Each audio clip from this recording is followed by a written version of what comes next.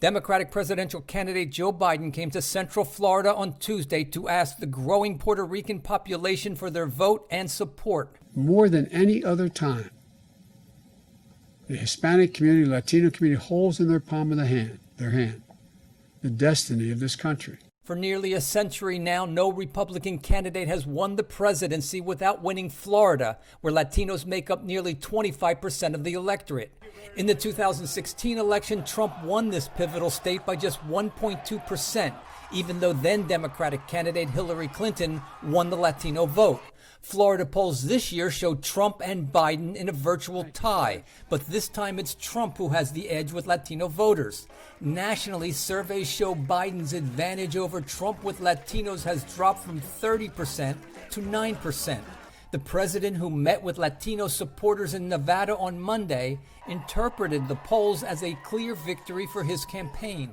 This is good. This is what the polls are all saying, too. As a Republican, Republicans don't do as well as perhaps they should, and probably some shouldn't do very well. But the polls came out, and we're leading Sleepy Joe by a lot. In appealing to Latinos, Biden has criticized Trump's restrictionist immigration policies and called for increased wages and assistance for Hispanic laborers, especially for those who work in essential services during the coronavirus pandemic. We depend on them. And a lot of people who are recognized for the first time by what they truly are, essential. What we do, we don't just need to thank them, we need to pay them.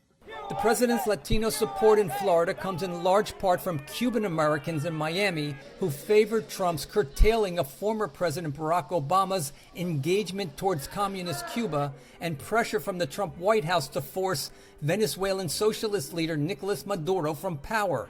Trump's attacks on Biden as a socialist have also reportedly resonated with older Cubans who fled the island after the 1959 revolution.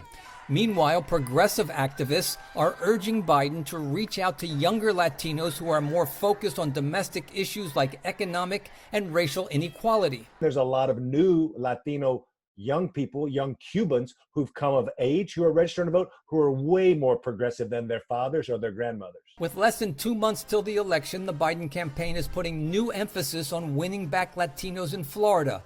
Last week, Democratic vice presidential candidate Kamala Harris visited a Venezuelan community in Florida, and former Democratic primary rival Michael Bloomberg pledged to spend $100 million in Florida to boost support for Biden in the state, including with Latino voters. Brian Patton, VOA News, Washington.